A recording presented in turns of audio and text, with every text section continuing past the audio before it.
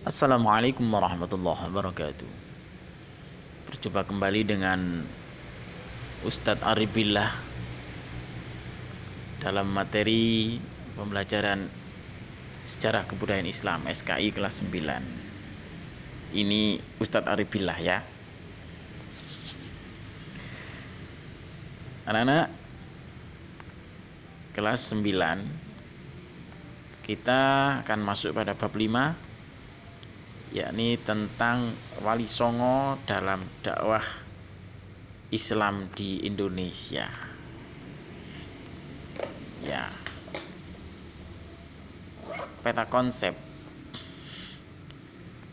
yang akan kita pelajari yakni biografi Wali Songo dan peran dakwah Wali Songo. Sebelum kita mulai pembelajaran, kita membaca suratul Fatihah. Mudah-mudahan ilmu kita dijadikan Allah yang barokah, manfaat fid dini wa dunya wal akhirah. Al-Fatihah.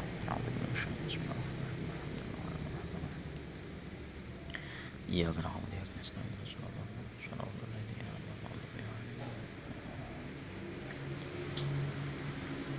baik.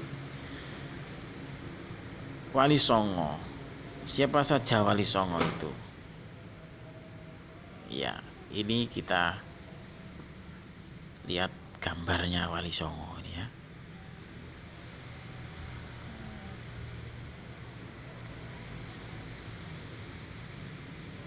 Satu, biografi Wali Songo yang pertama adalah Sunan Gresik. Sunan Gresik beliau dikenal dengan panggilan Maulana Malik Ibrahim. Ini ya. Ini beliau adalah Sunan atau Wali Songo yang tertua ya. Dianggap sebagai ulama atau yang menyebarkan Islam pertama ke Pulau Jawa, sehingga dianggap sebagai wali senior di antara para wali lainnya, Maulana Malik Ibrahim ya. Tidak ada catatan sejarah kapan beliau dilahirkan, tapi ketika wafat ada catatan sejarahnya, yakni tanggal 12 Rabiul Awal tahun 882 Hijriah atau 8 April 1419 Masehi. Jenazah beliau dimakamkan di Gapura Wetan, Gresik. Ya, ini kalau Anda ziarah ke Wali 5, Wali Jawa Timur, pasti menziarahi Sunan Gresik. Yang kedua, Sunan Ampel. Sunan Ampel adalah putra Syekh Ibrahim As-Samarqandi. Beliau lahir di Cempa pada tahun 1401. Beliau termasuk salah satu tokoh Wali Songo yang berperan besar dalam pengembangan Islam di Pulau Jawa, khususnya dan daerah lain di Nusantara. Sunan Ampel memiliki nama asli Raden Rahmat, menikah dengan Putri Arya Teja yaitu Bupati Tuban, yang juga cucu Arya Lembu Suro, Raja Surabaya. Sunan Ampel wafat di Surabaya pada tahun 1481 dan dimakamkan di Ampel. Nah, sudah tahu kan makamnya? Yang ketiga, Sunan Bonang. Sunan Bonang adalah putra dari Sunan Ampel.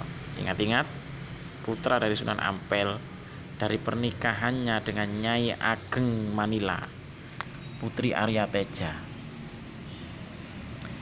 Beliau lahir di Surabaya pada tahun 1465 dan wafat tahun 1525.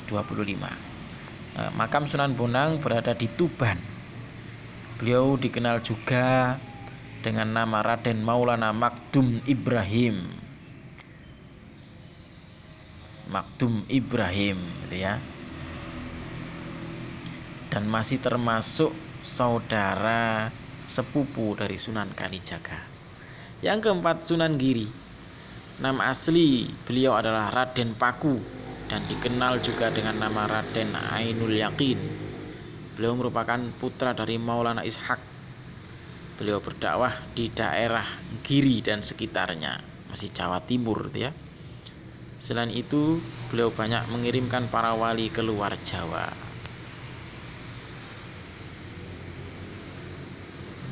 Yang kelima, Sunan Derajat. Sunan Derajat lahir di Ampel, Surabaya tahun 1407 dengan nama asli Raden Qasim atau Syarifuddin. Sunan Derajat merupakan adik Sunan Bonang, berarti putra dari Sunan Ampel. Ya kan? Sunan Derajat dikenal sebagai tokoh yang mengedepankan dakwah Islam melalui pendidikan budi pekerti bagi masyarakat. Beliau wafat pada pertengahan abad ke-16, dimakamkan di daerah Sedayu, Gresik, Jawa Timur. Yang keenam, Sunan Kalijaga. Nama asli beliau adalah Raden Mas Syahid, putra dari Raden Sahur Tumenggung Wilwatikta yang menjadi Bupati Tuban. Adapun ibunya bernama Nawangrum. Nama Kalijaga dalam satu versi berasal dari bahasa Arab, yakni dari kata Qaldizaka, memiliki pemimpin yang menegakkan kebersihan dan kesucian. Namun pendengaran orang Jawa adalah Kalijaga. Nama dan gelar Sunan Kalijaga adalah antara lain Raden Mas Syahid, Raden Syahid Lokajaya, Syekh Melaya, Raden Abdurrahman, Pangeran Tuban, Ki Dalang Sida Brakti, Ki Dalang Bengkok, Ki Dalang Kumendung, serta Ki Unahan. Nama-nama tersebut berkaitan erat dengan sejarah perjalanan hidupnya. Sunan Kalijaga menikah dengan Dewi Saroh binti Maulana Ishak dan memiliki 3 putra, yakni Raden Umar Said alias Sunan Muria, Dewi Ruqayyah, serta Dewi Sofia. Selanjutnya Sunan Kudus adalah putra dari Sunan Ngudung. Nama aslinya adalah Ja'far Shodiq. Ingat-ingat ya. Masih memiliki hubungan kekerabatan atau silsilah dengan Nabi Muhammad Sallallahu Alaihi Wasallam. Dijuluki Sunan Kudus karena beliau berdakwah di daerah Kudus, Jawa Tengah. Beliau memiliki atau menguasai banyak disiplin ilmu seperti ilmu fikih, usul fikih, tauhid, hadis, tafsir. Ya, karena itu beliau mendapat gelar waliyul ilmi, orang yang kuat ilmunya, atau wali yang memiliki ilmu yang sangat mumpuni gitu ya. Kemudian Sunan Muria, A B C D E F G H, ke-8 ya, Sunan Muria. Nama asli beliau adalah Raden Umar Said. Beliau merupakan putra dari Sunan Kalijaga, sekaligus menjadi tokoh wali termuda di antara 9 wali. Dakwah beliau cenderung memilih tempat yang jauh dari dan terpencil dengan cara menyelenggarakan semacam kursus-kursus keagamaan bagi kaum pedagang, nelayan, dan rakyat biasa. Sunan Muria ini makamnya terletak di daerah Muria sana, tinggi di atas gunung. Dan yang ke-9 adalah Sunan Gunung Jati. Ini berada di wilayah Jawa Barat. Nama asli beliau adalah Raden Syarif Hidayatullah.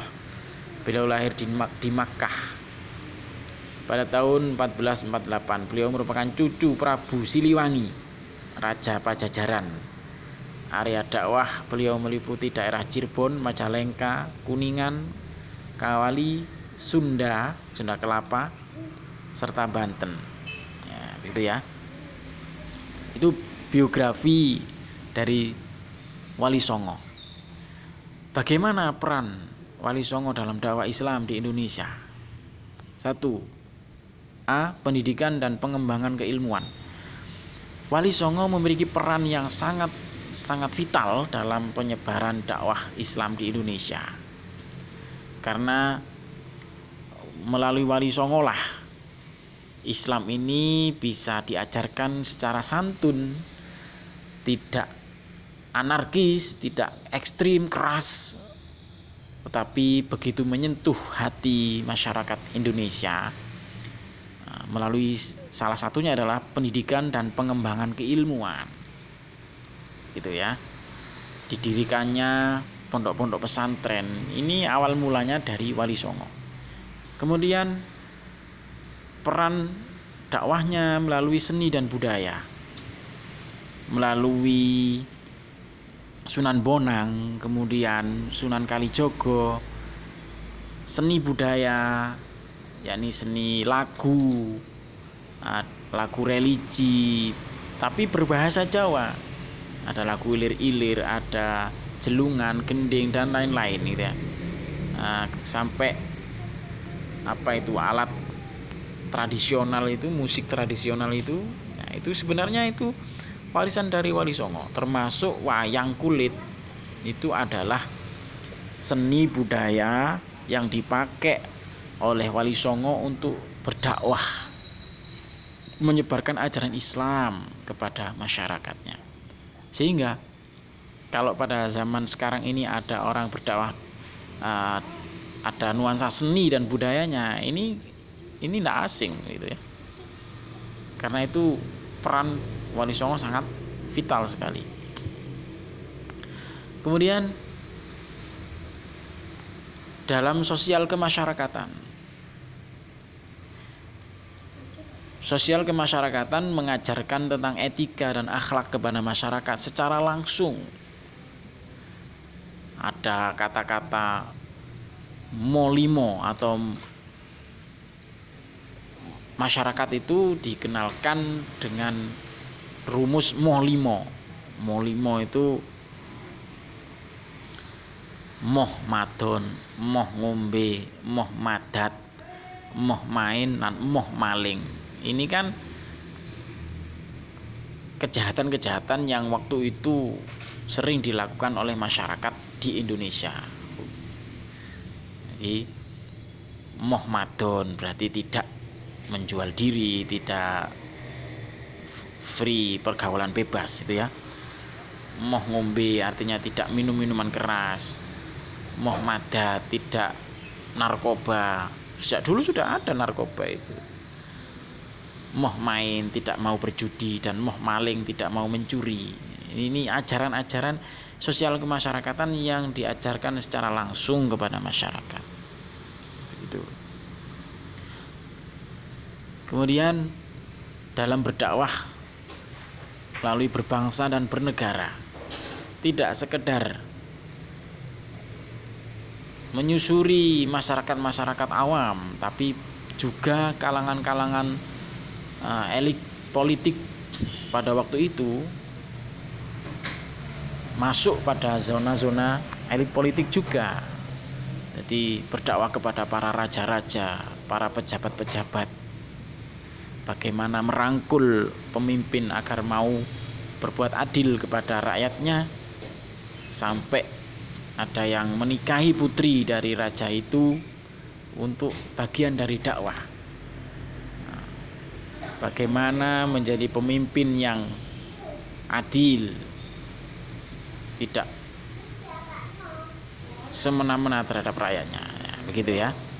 Itulah peran dakwah dari Wali Songo, betapa vital dan sangat penting sekali untuk menyebarkan ajaran Islam di Indonesia.